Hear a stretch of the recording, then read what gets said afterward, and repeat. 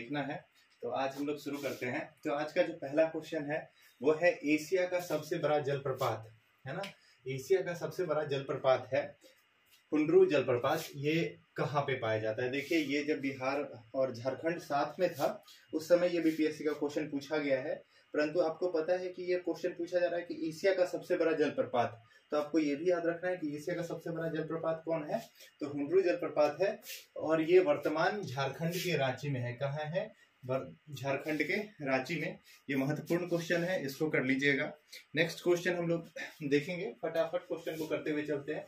जिसमें थोड़ा बहुत एक्सप्लेनेशन की जरूरत होगी वहां पे हम लोग कर लेंगे। ये तो स्टैटिक क्वेश्चन है, यहाँ पे बहुत ज्यादा।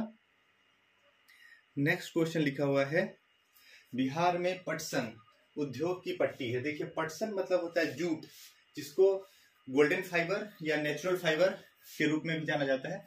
ज्यादातर क्वेश्चन आपसे जो पूछेगा वो पटसन या जूट की खेती के बारे में पूछा जाएगा। तो बिहार में जो जूट की जो खेती है, अगर बिहार के आप लोग मानचित्र देखें तो बिहार जो है उसके किशनगंज और पूर्णिया का क्षेत्र है ना, ये वाला जो क्षेत्र आपको दिखाई दे रहा है, यहाँ पे किशनगंज और पूर्णिया का क्षेत्र है। ये बिहार का उत्तरी सिरा हो गया, ये दक्षिणी, और ये हो गया पूर्वी, और ये पश्चिमी है। तो आप बता सकते हैं, आप देखिए कि ये किस सिरा में होगा, तो नॉर्थ और ईस्ट में है। किस में है? नॉर्थ और ईस्ट में। यानी कि इसका सही आंसर क्या होगा? बिहार में पटसन उद्योग की पट्टी कहाँ पे है, तो उत्तर पूर्वी बिहार के मैदानी क्षेत्र में। कहाँ पे है? उत्तर पूर्वी बिहार के मैदान के क्षेत्र में। यानी कि इसका सही उत्तर क्या होगा? Option number B. Next question हम लोग देखते हैं, बहुत इंपॉर्टेंट क्वेश्चन है, इसको देखेंगे। ये क्वेश्चन बार बार पूछा जा रहा है कि बिहार में पहली चीनी मिल स्थापित हुई थी। तो देखिए, बिहार में पहली चीनी मिल, औद्योगिकीकरण अगर भारत में पूछा जाए ना, तो औद्योगिकीकरण जो है सबसे पहले भारत में बिहार से ही शुरू हुआ। क्योंकि आप देखेंगे तो सबसे बड़ा एशिया का जो लौह इस्पात उद्योग केंद्र था जमशेदपुर, उसमें भी आप लोग देखेंगे 1906 के आसपास उसकी स्थापना हुई थी। वैसे ही सबसे बड़ा चीनी मिल जो है वह महरौरा वर्तमान जो है ये इसकी स्थापना 1904 ईस्वी में हुई थी। कब हुई थी? 1904 ईस्वी में। और महरौरा जो है वर्तमान किस जिले में आती है, ये भी कभी कभी क्वेश्चन पूछ लेता है। हो सकता है कि मरहौरा ना दिया हो, वहां पे क्या दिया हुआ हो, सारण जिला दिया हुआ हो। तो आप ये भी याद रखें कि मरहौरा जो है वो किस जिला में पड़ता है, तो वर्तमान सारण जिला में पड़ता है ना। ये याद रखेंगे, यहाँ से भी क्वेश्चन पूछ लेता है। ये भी बहुत इंपॉर्टेंट है। यहाँ पे जितने भी क्वेश्चन किए जा रहे हैं सारे काफी महत्वपूर्ण क्वेश्चन है। और उन स्टूडेंट को जिनका इनका पीडीएफ चाहिए वो हमको बोलेंगे, मैसेज कर देंगे, या यहाँ पे नीचे में कमेंट सेक्शन में इस चीज का डिमांड रखेंगे, हम उनको प्रोसेस बता देंगे। वो एक मेल के माध्यम से हमसे ये ऑप्शन प्राप्त कर सकते हैं, या टेलीग्राम के चैनल पे जुड़ के भी इसका पीडीएफ प्राप्त कर सकते हैं, ताकि उन लोगों को रिविजन करने में आसानी हो। ओके, हम लोग नेक्स्ट देखते हैं, बिहार राज्य की मुख्य नकदी फसल क्या है। तो बिहार का जो कैश क्रॉप है ना, यहाँ पे दो कैश क्रॉप आपको देखने को मिलेगा। एक तो यहाँ पे गन्ना है, ये इंपॉर्टेंट है। उसके अलावा दूसरा, अगर कहीं कहीं पे आपको गन्ना की जगह पे जूट लिखा हुआ हो तो जूट भी इसका कैश क्रॉप है। जूट के अलावा अगर तंबाकू लिखा हुआ तो तंबाकू भी क्या है, बिहार का कैश क्रॉप के अंदर आता है। तो ये भी आप लोग ध्यान रखेंगे। तो बिहार का जो नकदी फसल है, वैसे फसल नकदी फसल वैसे फसल को कहते हैं जिसको किसान क्या करे, खेत से सीधा क्या करे, बाजार में पहुंचा दे, या जो खेत से ही सीधा बिक जाए, उसको नकदी फसल कहते हैं। नेक्स्ट क्वेश्चन देखेंगे, बिहार में तेल शोधक कारखाना। ये बहुत इंपॉर्टेंट क्वेश्चन है कि बिहार में तेल शोधक कारखाना कब स्थापित किया गया था। तो बिहार में तेल शोधक कारखाना जो है वो बरौनी में है। बरौनी जो पड़ता है वो बेगूसराय जिला में पड़ता है। किस जिला में पड़ता है? बेगूसराय जिला में पड़ता है। और इसकी स्थापना जो है, तेल शोधक की स्थापना 1965 में की गई थी। कब की गई थी? 1965 में की गई थी। और इस समय भारत में जो है वो 5 ईयर प्लानिंग चल रहा था, यानी कि तीसरा पंचवर्षीय योजना चल रहा था। ये भी आप लोग देख लेंगे। उसके अलावा ये क्वेश्चन बीपीएससी पूछ देता है कि बरौनी का जो तेल शोधक कारखाना है वो किस कंपनी के द्वारा चलाई जाती है। जैसे IOCL के द्वारा चलाया जाता है, हिंदुस्तान पेट्रोलियम के द्वारा चलाया जाता है ना, ONGC के द्वारा चलाया जाता है। तो हम लोग जानते हैं जो भारत को बरौनी तेल कारखाना जो है, तेल शोधक कारखाना है, वो किसके द्वारा चलाया जाता है? इंडियन ऑयल के द्वारा चलाया जाता है। किसके द्वारा चलाया जाता है? इंडियन ऑयल के द्वारा। और बीपीएससी में ये भी कभी एक बार क्वेश्चन पूछा हुआ है कि इसकी उत्पादन क्षमता क्या है। तो ये भी आप लोग याद रखेंगे, इसकी उत्पादन क्षमता है 6 मैट्रिक टन पर ईयर, है ना, ये इसकी उत्पादन क्षमता है, ये याद रखेंगे। तो हम लोग देखें कि तेल शोधक कारखाना जो बरौनी है वो बेगूसराय जिला के अंदर आता है और इसकी स्थापना 1965 में की गई थी और इस समय 5 ईयर प्लानिंग चल रहा था, यानी तीसरा पंचवर्षीय योजना चल रहा था। और ये जो स्थापित किया गया वो रूस के सहयोग से किया गया। उस समय रूस जो हुआ करता था वो यूएसआर कहा जाता था, यानी पूर्व सोवियत संघ के नाम से जाना जाता था। ये भी आप लोग याद रखेंगे। रशिया के द्वारा इसका निर्माण किया गया था और वर्तमान में इसका जो ऑपरेशनल है, ये किसके द्वारा है, तो इंडियन ऑयल कॉर्पोरेशन के द्वारा है, आईओसी के द्वारा ये कंपनी चलाई जा रही है। ओके, नेक्स्ट क्वेश्चन देखते हैं। बिहार में निम्न जिलों में सबसे बड़ा जिला कौन सा है? ये बहुत इंपॉर्टेंट क्वेश्चन हो जाता है। देखिए बीपीएससी आजकल आप लोगों के साथ थोड़ा सा माइंड गेम खेलता है। लिखा हुआ है बिहार के निम्न जिलों में सबसे बड़ा जिला। निम्न मतलब है यहाँ पे जो लिखा हुआ है इसमें से सबसे बड़ा जिला कौन है, तो इसमें जो लिखा गया है इसमें सबसे बड़ा जिला है वो है गया जिला। कौन सा है? गया जिला। अगर सीधा क्वेश्चन पूछ देता है कि बिहार का सबसे बड़ा जिला कौन है, निम्न अगर नहीं लिखा हुआ होता है तब यहाँ पे ऑप्शन ई हो जाएगा, क्योंकि बिहार का जो सबसे बड़ा जिला है वो कौन सा है? पश्चिमी चंपारण। कौन सा है? पश्चिमी चंपारण सबसे बड़ा जिला है, पहला नंबर। ठीक है, यहाँ पे कभी कभी बढ़ते से घटते क्रम में जिला की क्रमवार पूछ लेता है, तो आप याद रखेंगे, बहुत आसान है। पहला सबसे बड़ा जिला है पश्चिमी चंपारण, दूसरा अगर पूछ लेता है तो दूसरा है गया, ये याद रखेंगे, और तीसरा नंबर पे है पूर्वी चंपारण। कौन सा है? पूर्वी चंपारण, ये याद रखेंगे। यहाँ से क्वेश्चन बन सकता है। इस तरह का आजकल गेम खेलने लगा है, पहला नंबर ना देके दूसरा नंबर दे देता है, या दूसरा नंबर ना पहला दूसरा ना देके तीसरा नंबर दे देता है। अब बीपीएससी की तैयारी करते हैं तो इसकी थोड़ी बहुत आपके पास जानकारी होनी चाहिए। ओके, फिर आगे चलते हैं। बिहार का सबसे बड़ा जिला कौन है? तो बिहार का सबसे बड़ा जिला है पश्चिमी चंपारण।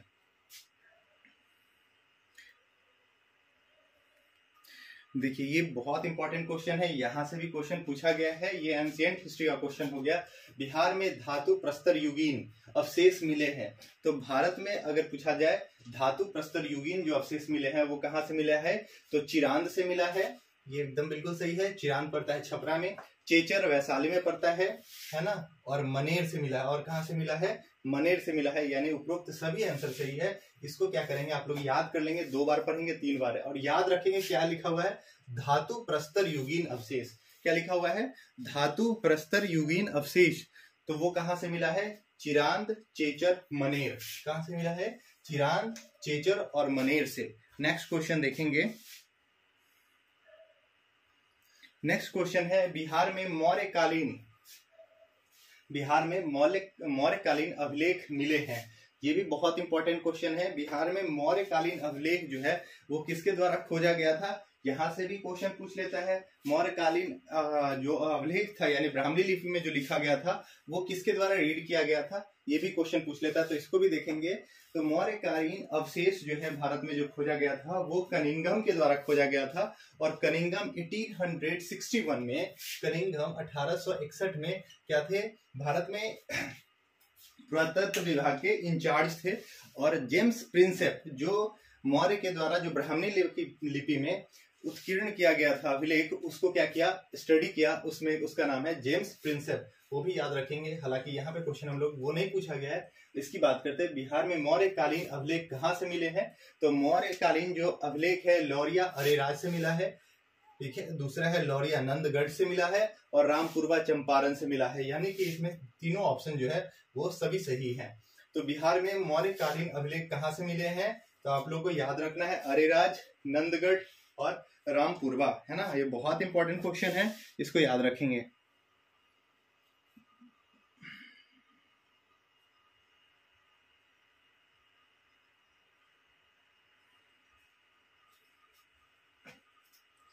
ये भी इंपॉर्टेंट क्वेश्चन है, इसको भी देखें।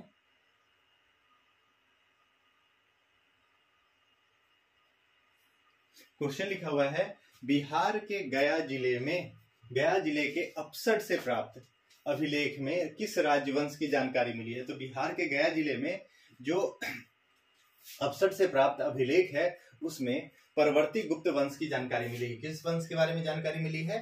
तो परवर्ती गुप्त वंश के बारे में जानकारी मिलेगी। ये बहुत ज्यादा इंपॉर्टेंट क्वेश्चन नहीं है, लेकिन इस तरह के क्वेश्चन आजकल एक आध पूछ लेते हैं, तो हम लोग इसको क्या करेंगे, देखते चलेंगे ताकि प्रॉब्लम ना हो। नेक्स्ट क्वेश्चन देखते हैं।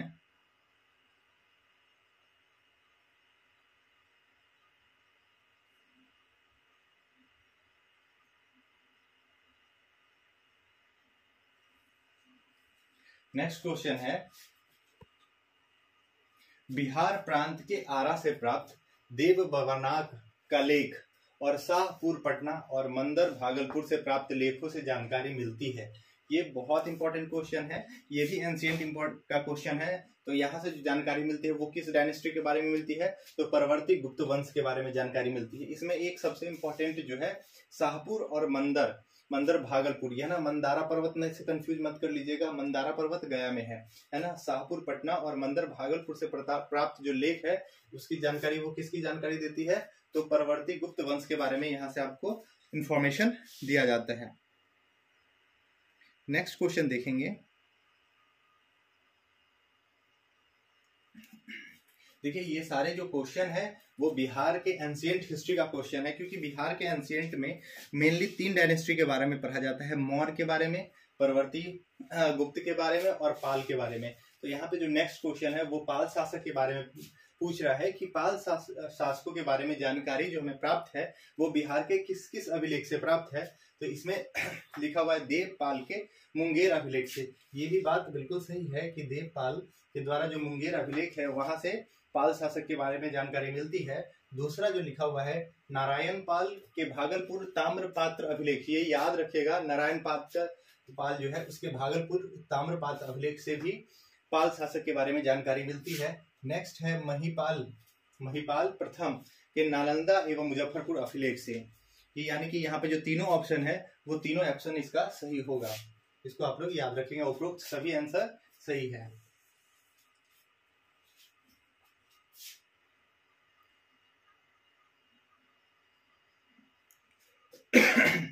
देखिए यहाँ पे है नेक्स्ट क्वेश्चन है, बिहार के लिए सर्वाधिक प्राचीन साहित्यिक स्रोत क्या है। तो बिहार के बारे में अगर देखा जाए तो हम लोग जानते हैं कि भारत का सबसे प्राचीनतम साहित्यिक स्रोत क्या है, तो वेद है। और वेद में अगर बात कर लिया जाए ऋग्वेद, सामवेद, अथर्ववेद, तो यहाँ पे जो है और यजुर्वेद, तो यहाँ पे जो है वो सामवेद और ऋग्वेद में हमारे बिहार का कोई जिक्र नहीं है। बिहार का जो जिक्र आता है वो सबसे पहले कहाँ पे आता है, अथर्ववेद में आता है। कहाँ पे आता है, अथर्ववेद में। ये बहुत इंपॉर्टेंट क्वेश्चन है और बीपीएससी के द्वारा इस तरह के क्वेश्चन बार बार पूछे जाते हैं, एक साहित्यिक से क्वेश्चन पूछ ही लेता है। तो बिहार के लिए सर्वाधिक प्राचीन साहित्यिक स्रोत कौन सा है, तो अथर्ववेद है, जहाँ पे बिहार का जिक्र पहली बार मिलता है।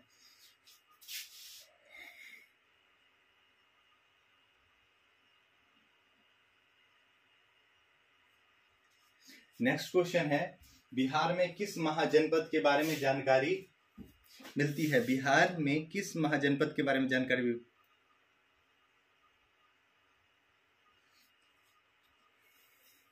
बिहार में स्थित महाजनपद के बारे में जो जानकारी मिलती है इसका हम लोग देखेंगे तो अंगुत्तर निकाय से मिलता है। कहाँ से मिलता है, अंगुत्तर निकाय। और अंगुत्तर निकाय जो है वो किसका बुक है, ये किसका संबंध किससे, अंगुत्तर निकाय का जो संबंध है वो बौद्ध धर्म से है ना। ये बौद्ध धर्म का साहित्यिक पुस्तक है। बिहार में महाजनपद के बारे में जो जानकारी मिलती है, महाजनपदों के बारे में, इसका प्रमुख स्रोत कौन सा है, अंगुत्तर निकाय। तो इसका आंसर बी होगा। नेक्स्ट क्वेश्चन देखते हैं, बौद्धिक साहित्य विनय पिटक और दीर्घ निकाय से जानकारी मिलती है। बौद्धिक साहित्य जो विनय पिटक है और दीर्घ निकाय है, इससे बिहार के बारे में क्या क्या जानकारी मिलती है, इसके बारे में क्वेश्चन पूछ रहा है।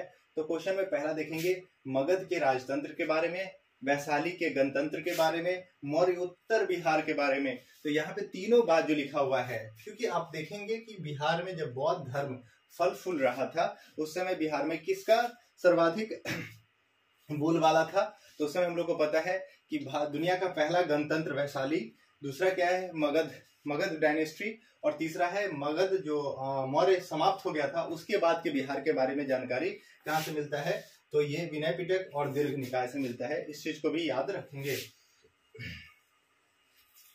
नेक्स्ट क्वेश्चन की तरफ चलते हैं।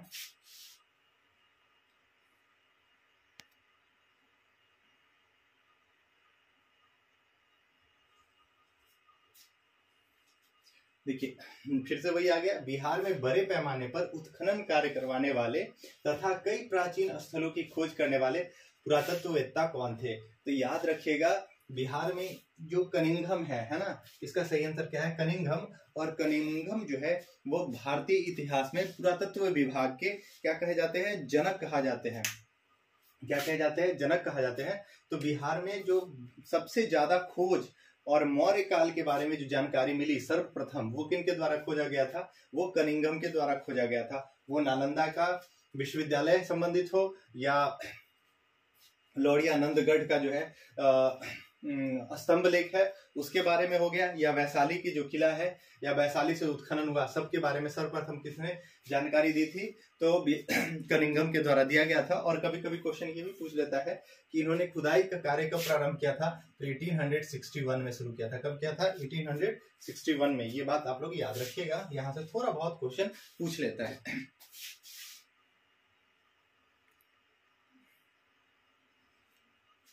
लिखा हुआ है नालंदा स्थित बड़ा गांव यानी नालंदा महाविहार का पता किसने लगाया था? देखिए नालंदा बड़ा गांव यानी कि नालंदा महाविहार का बात कर रहा है। महाविहार हम लोग जानते हैं वैसे स्थान जहां बौद्ध भिक्षु आके क्या करते थे? निवास करते थे, उनका प्रवास स्थान था। ठीक है। तो इसके बारे में जो जानकारी है अभी हम लोग बात किए, इसको सबसे पहले किसने फाइंड आउट किया था? तो कनिंघम ने। इसके बारे में जो जानकारी सबसे पहले किसने दी थी? कनिंघम में। नालंदा का बात हो जाए, वैशाली का बात हो जाए या खुदाई से संबंधित अधिकांश उत्तर जो होगा वो कनिंघम ही होगा। और अगर इसके अलावा आपके पास जो आंसर आता है तो जेम्स प्रिंसेप का, तो वो क्या होगा? तो ब्राह्मणी स्क्रिप्ट था उसको सबसे पहले वो डिकोड किए थे, यानी ब्राह्मणी जो लिपि था उसको सबसे पहले वो संक्षिप्त या उसको पढ़ के बताए थे। उसके बाद लिखा हुआ पुरातत्ववेत्ता कनिंघम ने बिहार में खोज की थी। देखिए केसरिया स्तूप, चंपारण, ये भी खोज किया था उन्होंने। लौरिया अरेगंज का अशोक स्तंभ, हम लोग इसके बारे में भी बात किया। और बसाठ के अवशेष के आधार पर वैशाली के प्राचीन स्थल है ना, वैशाली के स्थलों की खोज किसने की थी? तो ये भी कनिंघम के द्वारा किया गया था। तो ये बात आप लोग याद रखेंगे। कनिंघम बहुत इंपॉर्टेंट है पुरातत्ववेत्ता के बारे में। यहाँ पे लिखा हुआ है विदेह, ये याद रखिएगा। विदेह जो वर्तमान अभी मधुबनी दरभंगा जिला है उसको विदेह, यानी कि जिसमें हम मिथिला पेंटिंग वगैरह सब जो जानते हैं वो विदेह है ना। जनक जी है ना, राजा जनक है ना। विदेह विदेह के राजा जनक ने निष्क, और निष्क मतलब होता है सोना, स्वर्ण या सतनाम उपहार में दिए। इसका वर्णन कहाँ है? देखिए विजय के जो राजा है जनक, वो किसी को गिफ्ट देते हैं सोना, इसके बारे में जिक्र कहाँ पे किया गया है? तो बहुत इंपॉर्टेंट क्वेश्चन है। ये भी क्वेश्चन बीपीएससी के द्वारा, इस तरह का क्वेश्चन आपको लगेगा कि ये नहीं पूछा जाएगा, लेकिन एक या दो क्वेश्चन इस तरह का बीपीएससी पूछ लेता है जो आप लोगों के लिए बहुत जरूरी है। ये बिहार के एंशिएंट हिस्ट्री में आता है। ठीक है। तो ये जो है वृद्धरायन उपनिषद में है। कहाँ पे है? वृद्धरायन उपनिषद में। इसको 2-3 बार जब पढ़ेंगे तो ये फ्रेंडली हो जाएगा वर्ड, और इनके बारे में आप लोग जान जाइएगा, तो यहाँ से क्वेश्चन भी करने में आपको दिक्कत नहीं होगी। नेक्स्ट क्वेश्चन देखेंगे, बिहार में आदि मानव की उपस्थिति के आरंभिक साक्ष्य कहाँ से प्राप्त हुए हैं? तो बिहार में आदि मानव के उपस्थिति के आरंभिक साक्ष्य जो प्राप्त हुए हैं वो कहाँ से हुए हैं? मुंगेर एवं नालंदा से हुए हैं। इस तरह का क्वेश्चन थोड़ा सा शुरू में डिफिकल्ट होता है, लेकिन वीडियो आप लोग बार बार देखेंगे तो ये क्या होगा? आपको इजी वे में याद हो जाएगा। यहाँ पे याद क्या रखना है? आदि मानव की उपस्थिति। तो बिहार में जो आदि मानव के बारे में जानकारी कहाँ से मिला है? तो मुंगेर से मिला है। और कहाँ से मिला है? नालंदा से मिला है। ठीक है, याद रखिएगा। देखिए इसको याद करने का, जैसे आदि मानव का बात क्या रखा है ना, आदि मानव है ना, तो इसमें याद रखना है म से मुंगेर और न से नालंदा है ना। तो ये आपको याद हो जाएगा, मानव, मुंगेर और नालंदा। आदि मानव कहाँ से मिला? मुंगेर और नालंदा से मिल गया है। ये इंपॉर्टेंट हो गया, ये भी आपको याद रहेगा। देखिए बिहार में आदि मानव की उपस्थिति के आरंभिक साक्ष्य कहाँ से, किस युग से मिले हैं, है ना। तो ये बिहार में आदि मानव की उपस्थिति के आरंभिक साक्ष्य यानी कि शुरुआती साक्ष्य जो आदि मानव थे उनके पहले साक्ष्य कब के मिले हैं? तो पूर्व प्रस्तर युग के। यानी कब के मिले हैं? पूर्व प्रस्तर युग के।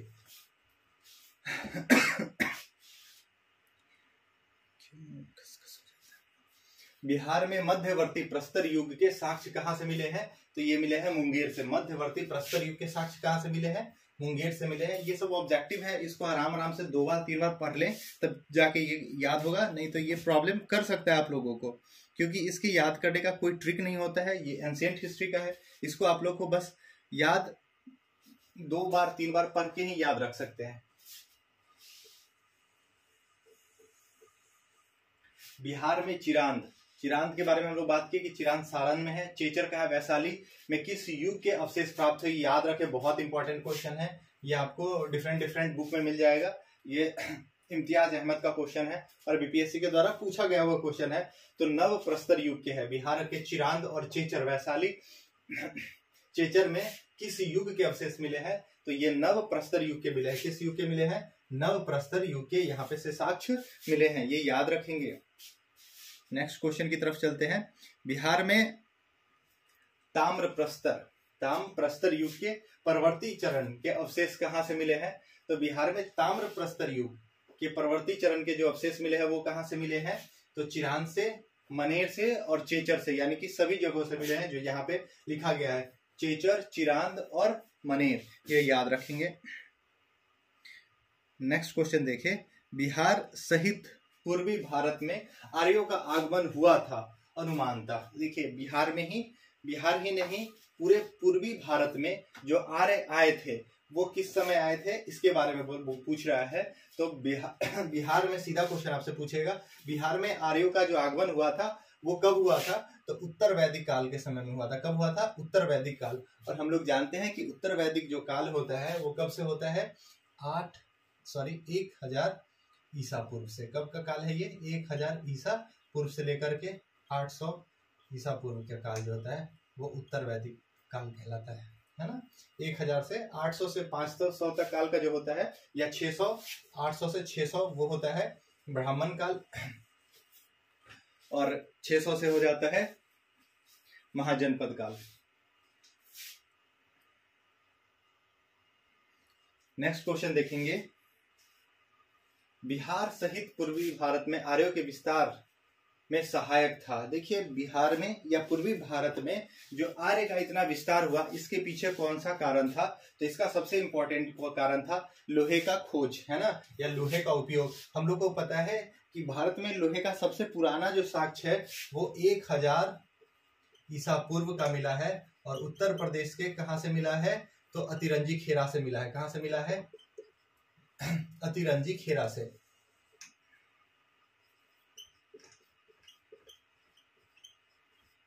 अतिरंजी खेरा से मिला है ना। ये भी याद रखेंगे, ये भी क्वेश्चन पूछ लेता है कि लोहा का सबसे प्राचीनतम साक्ष्य भारत में कहाँ से मिला है, तो अतिरंजी खेरा से मिला है। और आर्यों का जो भारत पे या उत्तरी भारत पे या बिहार पे, है ना, क्योंकि उस समय भारत में जो इम्पोर्टेंट डायनेस्टी था वो मगध था, है ना। तो मगध पे जो कब्जा होता है या वो बिहार की तरफ जो आर्य आते हैं, तो इसके पीछे क्या कारण होता है, उनके पास लोहे का प्रयोग करने का ज्ञान उनको प्राप्त होता है और लोहे के बारे में वो अच्छी तरह से जानते हैं। देखिए श्रुति और किन्वदंती के अनुसार महाभारत युद्ध के समय बिहार के 2 प्रमुख राज्य कौन से थे, ये भी बहुत इंपॉर्टेंट क्वेश्चन है। वैसे बिहार में 3 प्रमुख क्षेत्र थे, एक था मगध, दूसरा था विदेह और तीसरा जो था वो वैशाली था, है ना। अंग उस समय नहीं था, लेकिन इसमें क्या क्वेश्चन पूछ रहा है कि 2 का पेयर बना के क्वेश्चन पूछा है और अंग का भी यहाँ पे जिक्र कर दिया गया है। तो अंग उस समय नहीं था, कौन था, मगध और विदेह, है ना। मगध और विदेह, मगध के जो राजा थे वो कौन थे, अगर महाभारत का टाइम देखा जाए तो आपके बाद जरासंध के बारे में आप लोगों ने सुना होगा। तो मगध में उस समय जरासंध का शासन था और विदेह में जनक के बारे में जनक 1 2 3 करके थे, उन्हीं का शासन था। तो इसका सही आंसर क्या होगा, महाभारत के समय में बिहार में 2 मेन डायनेस्टी था, एक था मगध और दूसरा विदेह यानी मिथिला।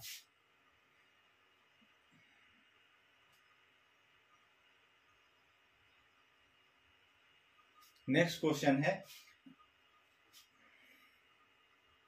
वेद के किस ग्रंथ में बिहार में विदेह राज्य में आर्यों के आगमन तथा निवास का साक्ष्य प्राप्त हुआ है। बहुत इंपॉर्टेंट क्वेश्चन है, इसको देखिएगा, है ना, ये बहुत इंपॉर्टेंट है। वेद में कौन से वैदिक ग्रंथ साहित्य है जिसमें बिहार के विदेह राज्य में यानी कि जो मिथिला राज्य में है आर्यों के आगमन के बारे में और उनके निवास के बारे में जो जानकारी मिलता है वो शतपथ ब्राह्मण से मिलता है। किससे मिलता है? शतपथ ब्राह्मण से मिलता है। ये बहुत इंपॉर्टेंट क्वेश्चन है और ये बीपीएससी के द्वारा क्वेश्चन पूछा गया है। और इन्फोर्समेंट जो एसआई का एग्जाम हुआ था बिहार बीपीएसएससी के द्वारा, उसमें भी ये क्वेश्चन पूछा गया है।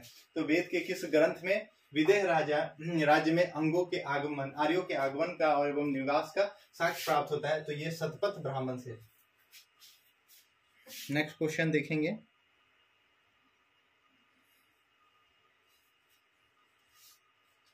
देखिए बिहार का एक प्राचीन स्टेट है। बिहार का कौन सा प्राचीन स्टेट है जहां पे आर्यों का बहुत लंबे समय तक कब्जा नहीं हुआ या उसमें उनका निवास स्थान नहीं रहा, अर्थात वहां पे अनार्य जाति जो आर्य नहीं थे वो लोग रहा करते थे। तो ये कौन सा क्षेत्र था? मगध, है ना। मगध काफी समय तक यहाँ पे आर्य का कोई भी वर्चस्व नहीं था। बिहार का कौन सा प्राचीन राज्य आरंभ में बहुत दिनों तक आर्यावर्त से बाहर था या अनार्त जाति के लोगों का आवास स्थान था? अनार्य जाति के लोगों का आवास स्थान था, वो कौन सा था? मगध। ये भी क्वेश्चन आप लोग याद रखेंगे क्योंकि महाभारत के समय में हम लोग देखें तो मगध और विदेह जो राज्य है उसको वर्तमान में मिथिला क्षेत्र कहा जाता है। याद रखेंगे, दरभंगा मधुबनी का क्षेत्र है ये।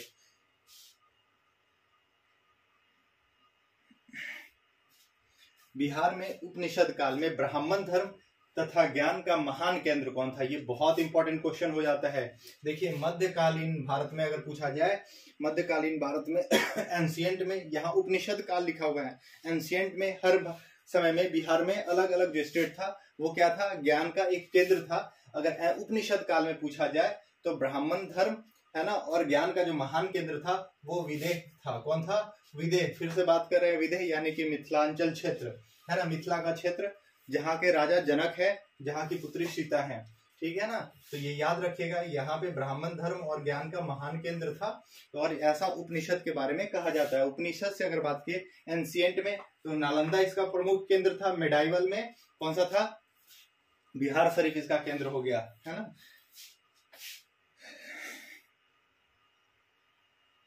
ये भी क्वेश्चन बहुत इंपॉर्टेंट है। ये क्वेश्चन बीपीएससी के द्वारा सीधा सीधा क्वेश्चन पूछ लिया गया है कि अथर्ववेद में हम लोग बात किए कि किस वेद में सबसे पहले, है ना, बिहार का जिक्र किया गया है? तो अथर्ववेद में, यही क्वेश्चन है। तो अथर्ववेद में जो बिहार के किसी क्षेत्र का जिक्र किया गया है वो किस नाम से किया गया है, इस चीज का यहाँ पे जिक्र किया गया है। तो अथर्व में व्रात्य शब्द का जो प्रयोग किया गया है वो किसके लिए किया गया है? व्रात्य शब्द जो है वो मगध के लिए यूज किया गया है। किसके लिए यूज किया गया है? मगध के लिए। ये चीज याद रखेंगे, ये बहुत इंपॉर्टेंट क्वेश्चन है, यहाँ से क्वेश्चन बन सकता है, आप लोग देखते चलेंगे। बिहार का कौन सा राज्य उत्तर वैदिक काल का एक महत्वपूर्ण राज था? देखिए बिहार का उत्तर वैदिक यानी कि क्या कहता है? ऋग्वैदिक काल के बाद का काल, उत्तर वैदिक काल। जब हम लोग बात की 1000 से लेकर के 800 ईस्वी में, तो इसमें सबसे इंपॉर्टेंट जो केंद्र था वो कौन सा था?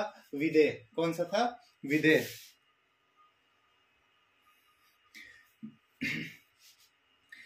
बिहार के भौगोलिक क्षेत्र की चर्चा सर्वप्रथम किस साहित्यिक रचना में मिली है? तो हम लोग देखिए भौगोलिक क्षेत्र, यहाँ पे क्वेश्चन को थोड़ा सा ट्विस्ट किया गया है कि बिहार के भौगोलिक क्षेत्र यानी बिहार का जो भौगोलिक विस्तृत, बिहार कहाँ कहाँ था, इस चीज का विस्तृत जो जानकारी है वो शतपथ ब्राह्मण से मिला है। कहाँ से मिला है? शतपथ ब्राह्मण से। ये याद रखिएगा, शतपथ ब्राह्मण ये बिहार के लिए बहुत इंपॉर्टेंट साहित्यिक पुस्तक है। शतपथ ब्राह्मण में बिहार के भौगोलिक क्षेत्र का व्याख्या किया गया है।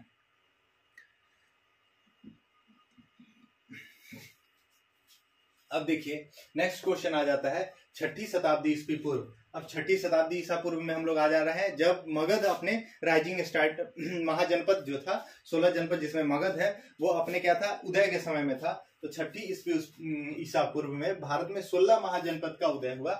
इसमें कितने महाजन वर्तमान के बिहार में स्थित थे? तो इसमें जो 3 जो क्षेत्र था वो कहाँ था? बिहार में था। और इस तीनों के बारे में हम लोग जानते हैं कौन कौन सा तीनों था। नेक्स्ट क्वेश्चन में इसी चीज के बारे में लिखा हुआ है। देखिए तो 3 जो क्षेत्र था वो कौन था? महाजनपद में, यहाँ से क्वेश्चन पूछा गया है ना।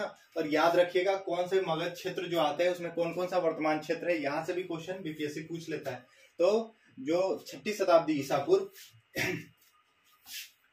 600 ईसा ईसा पूर्व, है ना। बीसी में जो 16 जनपद था, जिसके बारे में हमें अंगुत्तर निकाय से जानकारी प्राप्त होता है, उसमें बिहार का 3 क्षेत्र था, अंग क्षेत्र, है ना। ये कौन है वर्तमान में? भागलपुर का क्षेत्र, है ना, भागलपुर का क्षेत्र।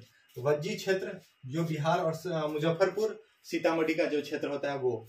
उसके बाद मगध, तो मगध जो है वर्तमान में गया का क्षेत्र, है ना, गया और राजगीर का क्षेत्र। याद रखिएगा, ये क्वेश्चन पूछ लेता है। तो यहाँ पे कौन सा क्षेत्र जो था वो कुछ पूछ रहा है, महाजनपद बिहार क्षेत्र में नहीं था। वत्स जो है ये कहाँ था? उत्तर प्रदेश का क्षेत्र था। कहाँ पे था? उत्तर प्रदेश का, इलाहाबाद के आसपास का क्षेत्र था, ये कौशाम्बी के अगल बगल। नेक्स्ट क्वेश्चन देखेंगे, बिहार के किन क्षेत्र में अंग महाजनपद स्थित था? देखिए अंग जनपद, है ना, अभी हम लोग बात किए। तो अंग जनपद कहाँ है? तो भागलपुर और पटना में। कहाँ है? सॉरी, भागलपुर और मुंगेर में है ना। भागलपुर और मुंगेर में कौन है? अंग है। पटना का जो क्षेत्र है, गया का जो क्षेत्र है, वो कौन था? मगध था। मुजफ्फरपुर, वैशाली और सीतामढ़ी वो कौन था? लिच्छवी या वज्जी संघ था। ठीक है, तो इस चीज को हम लोग देखे हैं। बिहार में आज जितने भी महत्वपूर्ण क्वेश्चन थे इसके बारे में हम लोग देखे। ये श्रृंखला लगातार चलेगी, आप लोगों को 200 क्वेश्चन करवा दिया जाएगा। इसको बार बार देखें, याद करें। याद करने में दिक्कत होती है, वीडियो देखने में थोड़ा प्रॉब्लम होता है, तो आप लोग पीडीएफ के लिए रिकमेंडेशन कर सकते हैं। इसके लिए आप लोग कमेंट में इसका डिमांड रखें, हम आपको दे देंगे पीडीएफ। Okay, thank you.